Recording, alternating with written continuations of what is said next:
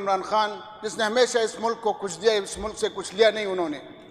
अगर खिलाड़ी उसका जब दिन थे खेल के दौरान मैदान में उसने दुनिया में पाकिस्तान का परचम बुलंद किया।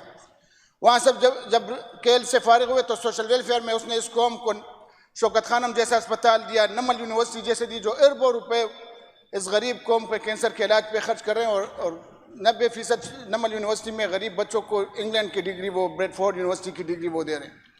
उसने हमेशा इस कौम को कुछ दिया। वो जब हुकूमत में आया तो पाकिस्तान का परचम दुनिया में बुलंद करने का और पाकिस्तान का वकार दुनिया में बुलंद करने का जिम्मा उसने लिया। जिधर इस्लामी तालीमात की बात आई, यूएन के फॉर्म पे खड़े होकर इस्लाम का मुकदमा बेहतरीन तरीके से लड़ा। तौहीन रसालत सल्लल्लाहु अलैहि वसल्लम पर जो मुकदमा उसने यूएन के प्लेटफॉर्म पे पेश किया, पूरी दुनिया को बेहतरीन तरीके से अंदाज से उसने पेश किया और हमेशा मुल्की मफादात और कौमी वकार के तहफ़्फ़ुज़ के लिए काम किया। जनाब स्पीकर साहब, वो नाहक कैद जेल में मुल्क की वफादारी और मुल्क की मफादात के तहफ़्फ़ुज़ के जुर्म में वो कैद है, वो उसका गुनाह था।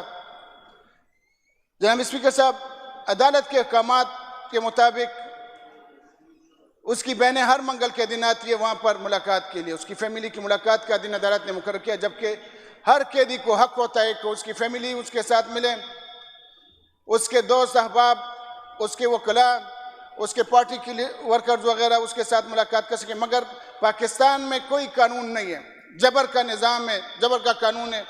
उसकी बहनें आई थी मुलाकात के लिए, वो बहनें जिनको मादर मिल्लत का खिताब देना चाहिए। जिस तरह कायद आज़म रहमतुल्लाह अलैह के साथ फातिमा जिन्ना ने जो किरदार अदा किया था पाकिस्तान की आज़ादी के लिए, वही किरदार आज उनकी बहनें इमरान खान के साथ हकीकी आज़ादी के लिए और उसको मुल्क की मफादात की तहफ़्फ़ुज़ के लिए कर रही है वो खिदमत। तो उनको मादर मिल्लत का खिताब देना चाहिए। जनाब स्पीकर साहब, अदालत के अहकामात के मुताबिक वो आई थी उधर अपने भाई से मुलाकात के लिए। जेल से 1 किलोमीटर के फासले पे उनको रोका हुआ था।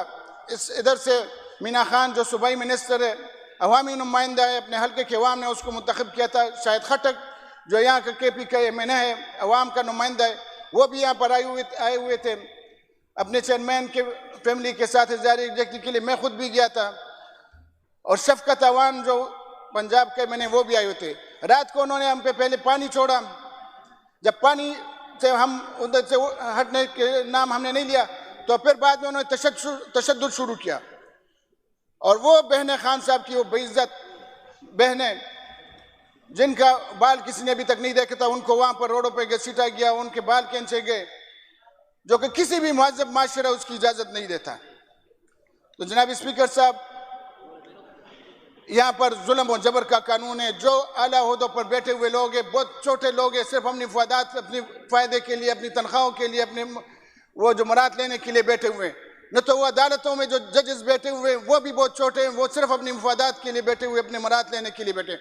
वो भी अपने वो तौहीन अदालत का वो उस पर नोटिस नहीं लेते।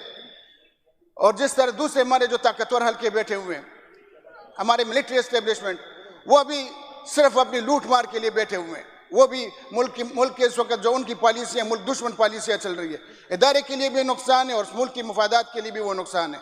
तो जनाब स्पीकर साहब, जो जुल्म, जो बर्बरियत उस दिन उस रात हुई थी, उस पर मजम्मत करते हैं, उस पूरे वान को मजम्मत उस पर करना चाहिए। स्पीकर साहब, आपकी रूलिंग उस पर आनी चाहिए कि जिन पुलिस अफसरान ने उधर जो ज़्यादती किए इधर के अवामी नुमाइंदों के साथ, सूबाई मिनिस्टर के साथ, हमारे साथ, उसके मुतालिक कोई एक्शन लेने के हम आपसे रिक्वेस्ट करते हैं स्पीकर साहब।